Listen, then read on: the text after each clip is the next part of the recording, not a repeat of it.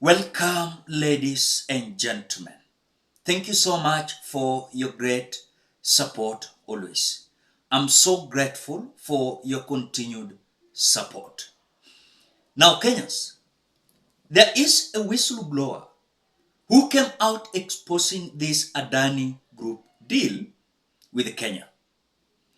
He is claiming now that he was the one who shared the documents with the politicians. Nobody, including the Senator Onyonka, knew anything about this deal except Aaron Cheriot, who is the broker. He was the one who went to India, met with ADANI, and brought ADANI to Kenya. There are several stories and narratives that are coming that if you look keenly, Kenyans, then Samson Cherargei was right. Kipchumba Murkomen, who was then the CS of transport, signed several deals for their own interest. You heard the same Kipchumba Murkomen was bribed $100 million to give a China company to come and be given a deal of building our roads in the Republic of Kenya. And Cherargei came out saying very clear that Kipchumba Murkomen was bribed. So before you watch the video of Cherargei, I want you to understand that also when Nelson Amenya, who is the whistleblower to this ADANI deal with Kenya, Aaron Cheriot is also being associated with this. So seems like the close allies of William Ruto are so involved in several deals, shoddy deals, that are being signed behind the scene that we as Kenyans, we don't know. They are trading on several properties as if it is their properties. I want you to listen to Cherargei first. Yes, how he exposed earlier how Kipchumba Murkomen was in China and was given a bribe of $100 million so that he can give a China company to come and have a deal in this. We shall continue speaking the truth and doing our oversight work without fear of anybody, including 10% from Chinese. You don't go and eat 10% of Chinese and come and vomit out our legs. We'll call you out when time comes. And I still have many dossiers to show when the CS visited. That one is too hot, eh? Can we... He visited, I'm trying to get China Wuyi. In China, he has visited China severally. And you heard at the floor of the house defending Chinese contractors. Where will the hustler contractors who voted for us go if you are giving them contract? Because he received a bribe, and I am daring him to come clean on the allegation of receiving $100 million from China Wuyi when he visited in the month of between June and October. I want him to come out and tell the country. Because every time when he came to insult me in the funeral, he defended the Chinese contractor. Who will defend Kenyans who are contractors? Or does it mean Kenyans, we don't have capacity of doing roads? Even slashing and clogging drainages, do we need Chinese to come and slash? Where will our young people who do not have jobs go? So I want to dare him to tell the country what agreement did they agree on allegations of receiving $100 million from China, where he was paid an affront of $50 million. And we have all the facts. We have the flight manifest. We know where the money is in Dubai. It is that some of us are just keeping what we call decency, but it has reached a time that the country must know the truth. And that is why he decided to ensure he gets protection from the house so that some of us do not speak and tell the country the truth.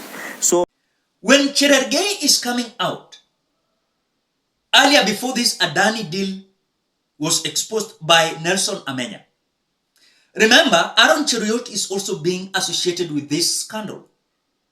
And so, according to Aaron Cheriot, is feeling like this young man called Nelson Amenya, who is coming out to say that he was the one who shared documents with the politicians. And no politician knew about this. It is only Aaron Cheriot, who is a broker, and he was the one who went to India, met with ADANI, and brought ADANI to Kenya. But Aaron Cheruiyot is defending himself that he has been fighting hard for democracy and his work is very clean. And anyone who is coming out to put his name or destroy his reputation is not going to accept. Then he's going to mobilize his lawyers to face off this Nelson Amenya, who is whistleblower to this ADANI deal with Kenya. Don't you owe it to even your own colleagues just to clear the air? And that's all I wanted to do. Mr. Speaker, I wanted to put it on record that number one, I don't work for KAA. Number two, I don't work for the Ministry of Transport. I don't know on what condition somebody can allege that I brokered a deal between Kenya and another foreign entity, whose owner, agents, I have never met, Mr. Speaker.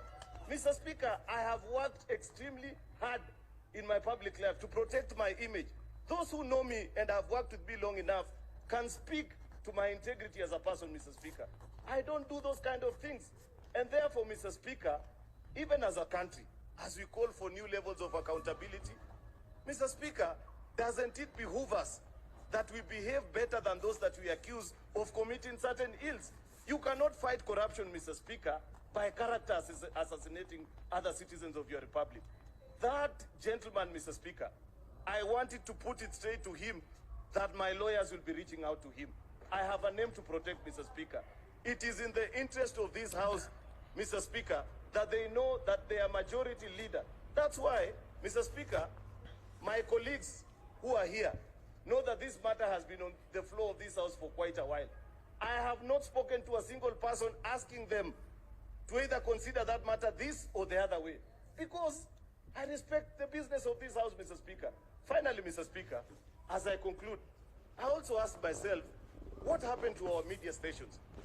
If you go to the editorial policy of the BBC, you will read, Mr. Speaker, that they delay even their live broadcast, Mr. Speaker, so that in case somebody was to either malign somebody or say information which they cannot prove at that particular time, Mr. Speaker, it is regulated and edited out.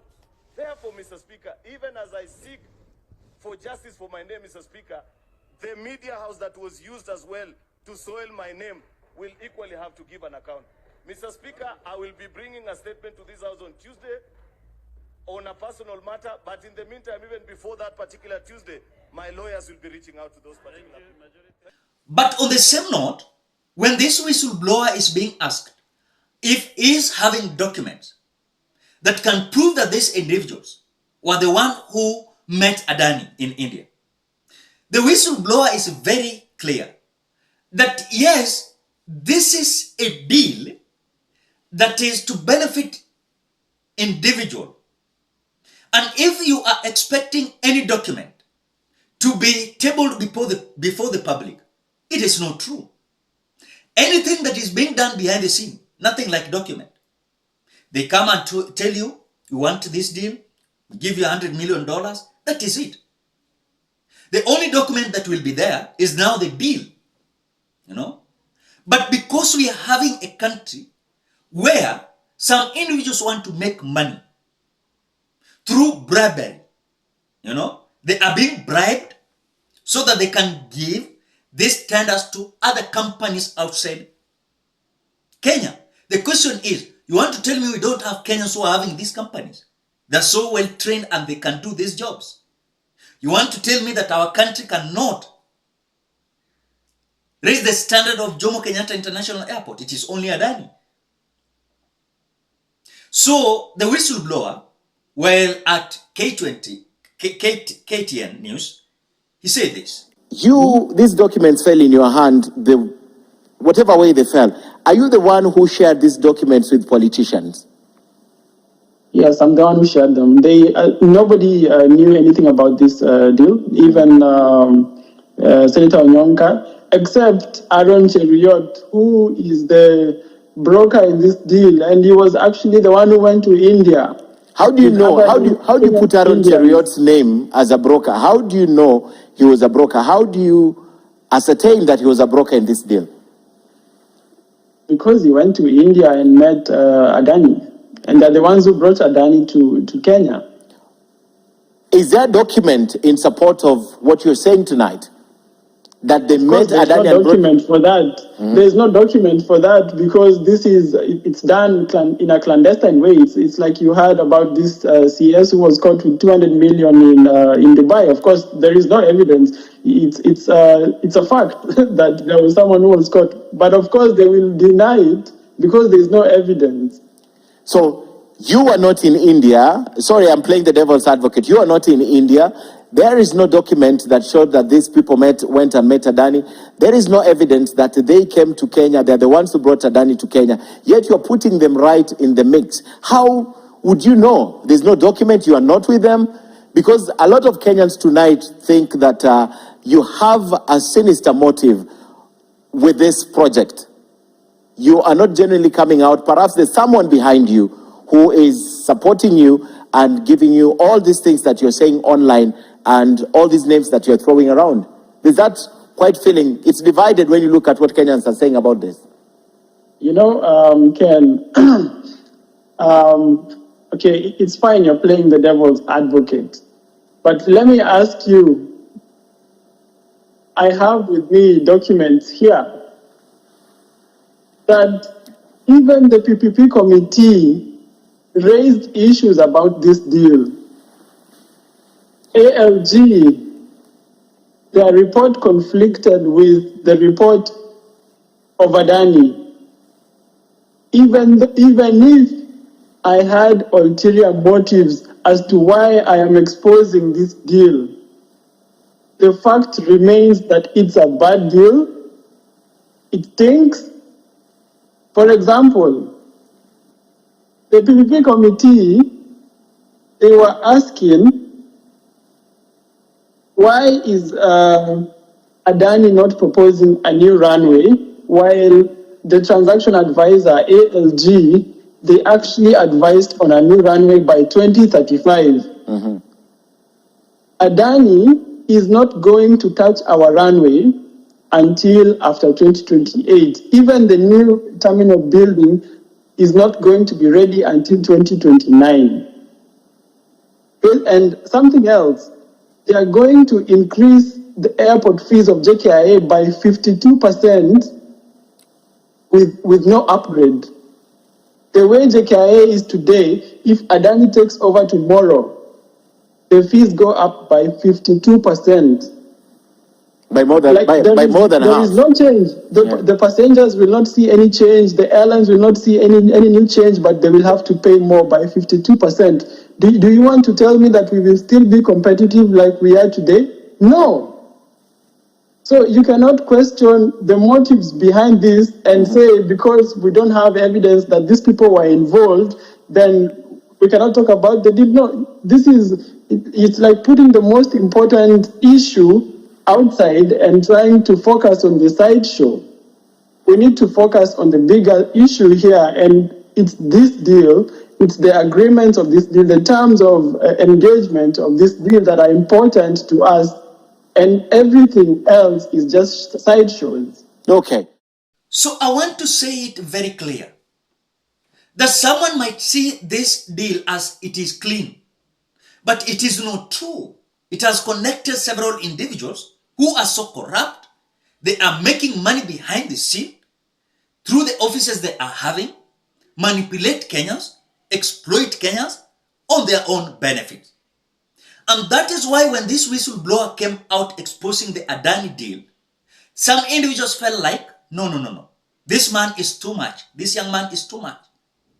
No? So even they are threatening him that if you dare us, we are going to face you, the court of law. And so they are claiming they are going to mobilize their lawyers to go and face Nelson Amenya, who is the whistleblower. But again on this side, Nelson Amenya, who is a whistleblower, is coming out to say, I dare them.